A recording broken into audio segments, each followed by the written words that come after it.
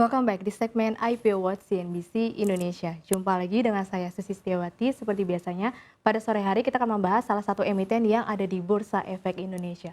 Untuk sore hari ini kita akan membahas salah satu emiten di sektor kesehatan yang tak lama lagi akan melantai di Bursa Efek Indonesia, PT Maja Agung Latex Indo Tbk atau dengan kode emiten SURI yang akan listing di Bursa Efek Indonesia pada tanggal 29 November 2023 dengan harga penawarannya berkisar 160 hingga 170 rupiah per lembar saham. Untuk jumlah saham yang ditawarkan sebanyak 12,67 juta lot. Kalau kita lihat di sini, untuk dana IPO yang diraih berkisar dari 202,7 miliar hingga 215,4 miliar rupiah dan market cap-nya setara 1,01 triliun hingga 1,08 triliun rupiah. Dan di sini untuk penjamin emisinya ada Shinhan Sekuritas Indonesia dan menariknya di sini masuk di papan pengembangan. Lalu untuk apa saja sih penggunaan dana IPO dari SURI? Ya, kalau kita lihat di sini dibagi menjadi dua. Yang pertama sekitar 49,45% akan digunakan untuk CAPEX atau capital expenditure, yang dimana untuk CAPEX-nya sendiri dibagi lagi menjadi 4 poin di sini. Yaitu yang pertama sekitar 20,26% akan digunakan untuk pengembangan bangunan gudang, ada pabrik, hingga kantor perseroan yang berlokasi di Sumatera Utara. Dan yang kedua 24,55% akan digunakan untuk penambahan dan remodifikasi mesin produksi dari perseroan. Dan yang ketiga sekitar 3,11% akan digunakan untuk pembangunan fasilitas pengelolaan limbah perseroan. Dan yang terakhir 1,53% akan digunakan sebagai pengembangan software penunjang operasional dari perseroan. Dan sisanya 50,55% akan digunakan sebagai OPEX atau operational expenditure, yang dimana dibagi lagi menjadi 2 poin. Yang pertama 9,61% akan digunakan untuk penambahan daya listrik di area pabrik perseroan. Dan sisanya 40,49% akan digunakan untuk modal kerja, yakni untuk biaya pemasaran, ada pembelian persediaan bahan baku, dan bahan penunjang guna mendukung kegiatan usaha dari perseroan. Lalu seperti apa sih bisnis dari IPO SURI? Ya, jadi kalau kita lihat di sini Maja Agung Latex Indo atau SURI itu adalah produsen atau produksi dari sarung tangan berbahan baku latex yang biasanya digunakan untuk medis maupun juga non medis. Jadi kalau kita lihat di sini perseroan sendiri memiliki dua fasilitas produksi. Yang pertama fasilitasnya untuk pengolahan latex menjadi sarung tangan atau barang jadi yang berlokasi di Deli Serdang, Sumatera Utara. Dan fasilitas yang kedua adalah pengolahan getah karet menjadi latex siap proses terletak di Labuhan Batu, Sumatera Utara juga. Kalau kita lihat bergeser ke sampingnya ini, di sini untuk maksimal kapasitas produksinya sendiri dari tahun 2020 maksimal kapasitasnya sekitar 706,4 juta. Untuk kapasitas tersedianya 648,3 juta. Untuk jumlah produksinya totalnya 422,5 juta dengan utilitas 65,17%. Di tahun 2021 maksimal kapasitasnya bertambah menjadi 846,7 juta. Kapasitas tersedianya turun jadi 518,1 juta. Dan jumlah produksinya meningkat menjadi 433,9 juta dengan utilitas 83,76%. Dan di tahun 2022 maksimal kapasitasnya sama di 846,7 juta. Untuk kapasitas tersedianya naik menjadi 633,8 juta. Untuk jumlah produksinya turun sejalan dengan penjualan dari perseroan yang juga turun. Di sini jumlah produksinya 291,1 juta dengan utilitasnya 45,93%. Nah, lalu bagaimana sih kinerja dari keuangan perseroan? Ya, dimana kan tadi untuk jumlah produksi ini turun di tahun 2022. Nah, kita bisa cek nih di laporan keuangannya, di laporan laba ruginya. Kalau kita lihat di sini laporan laba rugi periode berjalannya di tahun 2020 ke tahun 2022 memang justru perseroan ini mencatatkan penurunan kinerja nih. Jadi kalau kita lihat di sini untuk laba tahun berjalannya di tahun 2020 itu sekitar 28,8 miliar, lalu turun di tahun 2021 menjadi 26,4 miliar dan turun lagi cukup drastis menjadi 10,2 miliar pada tahun 2022. Jadi kalau kita lihat penurunan ini sejalan dengan penurunan penjualan. Jadi memang ada penurunan penjualan. Kalau kita lihat di tahun 2020 ke tahun 2021 memang penjualannya meningkat dari 313 miliar menjadi 338 miliar. Namun sayangnya masih tingginya beban-beban sehingga menggerus laba perseroan dari 28,8 miliar menjadi 26,4 miliar rupiah. Dan di tahun 2022 di mana kebutuhan sarung tangan latex untuk medis dan non medis memang turun sehingga penjualannya juga turun dari 338 miliar menjadi 93,3 miliar. Sehingga laba periode berjalannya juga turun dari 26,4 miliar menjadi 10,2 miliar rupiah. Dan justru kinerjanya makin turun hingga bulan Mei 2023. Jadi kalau kita lihat per 31 Mei 2023 justru perseroan ini mencatatkan kerugian di sini sekitar 5,91 miliar rupiah yang dimana per Mei 2022 masih mencatatkan laba sekitar 8,76 miliar rupiah. Jadi karena kalau kita lihat kerugiannya tersebut berasal dari penurunan penjualannya yang cukup anjlok di sini yaitu dari 67,8 miliar menjadi 9 miliar rupiah saja. Nah, di sini membuat perseroan ini harus mencatatkan kerugian dikarenakan juga beban-bebannya tidak seimbang dengan penjualannya. Lalu kontribusi dari penjualannya apa saja ya produknya? Ya, di mana untuk produksinya kalau kita lihat penjualannya berasal dari dua jenis latex yaitu ada konsentrat dan juga sarung tangan. Yang di mana memang kalau kita lihat pada tahun-tahun sebelumnya 2020 hingga tahun 2022 paling besar kontribusinya adalah dari penjualan sarung tangan. Namun untuk per Mei 2023 memang hampir setara ya, untuk dari konsentrat sekitar 5 miliar, dari sarung tangan sekitar 4 miliar. Bedanya tidak terlalu jauh seperti di periode sebelumnya di bulan Mei 2022 di mana konsentratnya sekitar 9,6 miliar dan sarung tangannya cukup tinggi di 58,18 miliar rupiah. Memang permintaan sarung tangan non medis dan juga medis memang cukup turun sejalan dengan mulai pulihnya dari COVID-19. Dan kita juga bisa melihat rasio keuangan dari IPO Suri.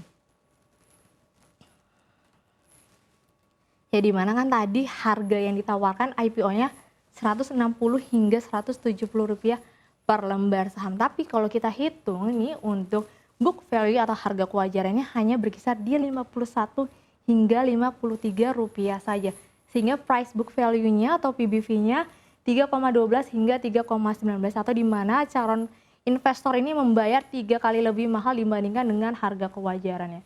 Dan dalam menghasilkan margin, selisih dari penjualan dan juga beban pokoknya hanya mencatatkan 17,16% saja, masih di bawah rata-rata industrinya di sekitar 30%.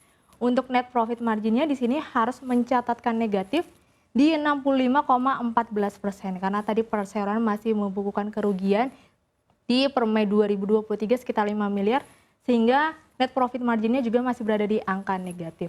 Dan kalau kita bergeser ke ROE dan juga ROE-nya otomatis juga negatif nih karena masih membukukan kerugian.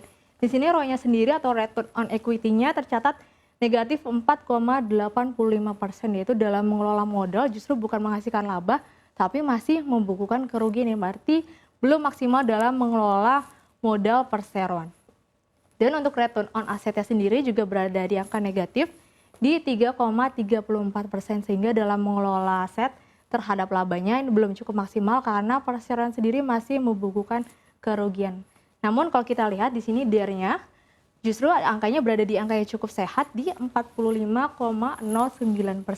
Jadi di mana DER-nya ini jauh di bawah 100% kalau kita lihat yang menandakan bahwa total modalnya ini jauh lebih besar dibandingkan dengan total hutangnya sehingga dalam membayar kewajiban terhadap modalnya cukup baik. Jadi kalau kita lihat pada laporan keuangan per Mei 2023 modalnya itu sekitar 122 miliar sedangkan total hutangnya hanya sekitar 55 miliar saja sehingga DER-nya 45,09%. Dan likuiditasnya di sini current ratio-nya berada di angka yang cukup baik di 223,33%. Sehingga likuiditasnya cukup besar sehingga dalam membayar kewajiban lancar terhadap aset lancarnya cukup baik. Dan kita juga bisa melihat kompetitornya siapa aja ya dari produsen sarung tangan. Ya, jadi di sini ada dua yaitu PT Halonijian Tbk atau Halo dan juga Mark Dynamics Indonesia Tbk atau dengan kode emitennya Mark. Jadi kalau kita lihat secara sektoral atau price earning ratio-nya di mana rata-rata untuk industri produsen sarung tangan itu dapat dikatakan murah jika pairnya di bawah 20, sehingga Halo dan juga Mark berada di bawah rata-rata industrinya sehingga secara sektoral murah. Namun IPO Suri justru overvalue dengan pair 29,3 hingga 31,1 atau berada di rata-rata industrinya di pair 20. Kalau kita bergeser ke harga kewajarannya, price book value-nya sendiri, di mana Suri ini tercatat 3,12 hingga 3,19 lebih mahal dibandingkan Halo dan juga Mark. Halo hanya 1,7, sudah berada di harga kewajarannya. Mark di 2,25 atau 2 kali lebih mahal, dan Suri 3 kali lebih mahal. Dan kalau kita bergeser ke dalam mencatatkan laba, net profit marginnya, di mana kan tadi Suri masih mencatatkan kerugian sekitar 5 miliar per Mei 2023, sehingga net profit marginnya masih mencatatkan angka negatif di 65,14%. Sedangkan untuk Halo dan juga Mark mencatatkan laba sehingga net profit marginnya ini berada di angka positif, di mana Halo 10,21% dan Mark di 24,56%. Dan dalam menghasilkan margin di sini Mark paling baik di 44,92%, Halo 20,48%, dan Suri paling kecil di 17,16%. Jadi di sini untuk margin yang paling bagus memang adalah Mark Dynamic, jadi 44,92%. Dan selanjutnya kita juga bisa melihat bagaimana sih prospek bisnis dari Suri ke depan. Ya, jadi kalau kita lihat di sini ada namanya data dari Worldometer. Jadi per tanggal 1 Oktober 2023, jadi di mana kasus COVID-19 di Asia di sini ya, kalau kita lihat Indonesia itu masuk di urutan nomor 20 dengan kasusnya sebanyak 4.684 orang. Jadi memang angka ini sudah jauh lebih baik. Karena sudah jauh lebih baik sehingga permintaan sarung tangan medis ini cukup menurun, terlihat dari laporan keuangan perseroan yang dimana tahun 2022 turun, tahun 2023 lebih turun lagi dikarenakan permintaan dari sarung tangan memang menurun dari untuk sarung tangan medis ya. Jadi kalau kita lihat memang ini yang menjadi faktor pendorong dari penurunan penjualan perseroan.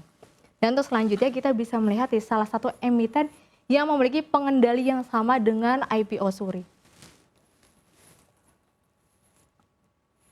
Ya, jadi kalau kita lihat tadi kan di mana kompetitornya salah satunya itu ada PT Halonigen Tbk atau Halo ya. Jadi Halo ini masih satu pengendali dengan Suri atau pemegang saham terbesarnya. Kalau kita lihat di sini namanya Hansen Jeb, di sini adalah menjadi pengendali saham Suri sekitar 99,99% sebelum penawaran umum perdana atau IPO. Nanti setelah IPO memiliki sekitar 79,99%. Sedangkan Hansen Jeb sendiri untuk di saham Halo dia memiliki kepemilikan sekitar 80,29%.